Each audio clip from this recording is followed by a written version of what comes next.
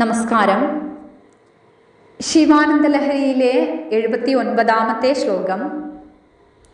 ശംഭോ തേന കഥം കഠോര യമരാഢക്ഷ കവാടക്ഷതിഃ അത്യന്തം മൃദുലം ത്വദംഘ്രിയുഗളം ഹാമേ മനശ്ചിന്തയതി ഏതത് ലോചനഗോചരം കുരു വിഭോ ഹസ്തേന സംവാഹയേ.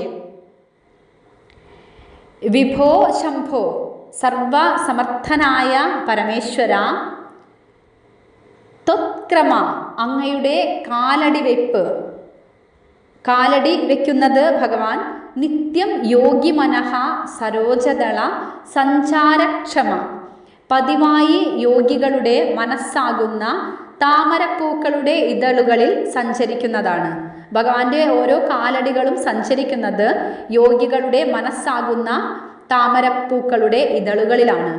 തേന, ആ മൃദുപാദങ്ങളെ കൊണ്ട്, കഥം, എങ്ങനെയാണ്, കഠോര യമരാഢക്ഷ കവാടക്ഷതിഃ, അതികഠിനങ്ങളായ അന്തകന്റെ മാറിടമാകുന്ന വാതിലുകളെ ചവിട്ടിപ്പൊളിക്കുന്നത്.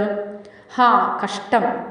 ത്വദംഘ്രിയുഗളം അത്യന്തം മൃദുലം, ഭഗവാന്റെ പാദപത്മങ്ങൾ അതീവ മൃദുലങ്ങളാണല്ലോ.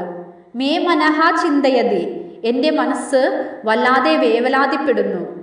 ഏതത് ലോചനഗോചരം കുരു, ആ മൃദുപാദങ്ങളെ ഒന്നെനിക്ക് പ്രത്യക്ഷമായി കാട്ടിത്തരൂ. ഹസ്തേന സംവാഹയേ, കൈകൾ കൊണ്ട് ഞാനൊന്ന് തലോടിത്തരാം. ഭഗവാന്റെ പാതാരവിന്ദങ്ങൾക്ക് പൊതുവെ യോഗീശ്വരന്മാരുടെ പരിപാവനമായ താമരപ്പൂ പോലെ മൃദുലമായ മനക്കമലങ്ങളിൽ നടന്ന പരിചയമാണുള്ളത്.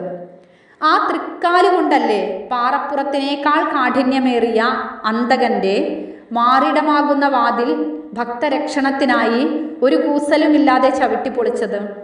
അത് വിചാരിക്കുമ്പോൾ എൻ്റെ മനസ്സ് വല്ലാതെ പിടയ്ക്കുന്നു.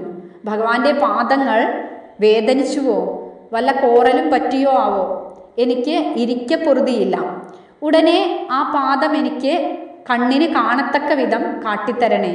ഭഗവാൻ മനസ്സിലുണ്ട്, പക്ഷെ പ്രത്യക്ഷമായി തന്നെ ഒന്ന് കാട്ടിത്തരണേ. ഞാനൊന്ന് തലോടിത്തരട്ടെ, എന്നാലാണ് എനിക്ക് അല്പം സമാധാനമാകൂ. ഇതാണ് ഭക്തി എന്ന് പറയുന്നത്, അല്ലെങ്കിൽ പ്രേമം. ഭഗവാന് കഷ്ടപ്പാട് വരുന്നു എന്നറിയുമ്പോൾ ഭക്തന് പിടച്ചിലാണ്. അത് സഹിക്കാൻ ഒരു ഭക്തനാവില്ല. സ്വയം താൻ എന്ത് കഷ്ടപ്പാടും സസന്തോഷം സഹിക്കും. അത് ഭഗവാന് ഒരു സുഖത്തെ നൽകുമെങ്കിൽ അത് എത്ര വേണമെങ്കിലും ഒരു ഭക്തൻ സഹിക്കും. അങ്ങനെയാണ്. അത് ഭാഗവതത്തിലെ പ്രസിദ്ധമായ ഗോപികാ ഗീതത്തിലെ ഗോപിത്തമ്പുരാട്ടിമാർ കൃഷ്ണനോട് പറയുകയാണ്, ഭഗവാനെ, ഞങ്ങളെ കാട്ടിൽ ഉപേക്ഷിച്ച് പോയതിലല്ല ദുഃഖം.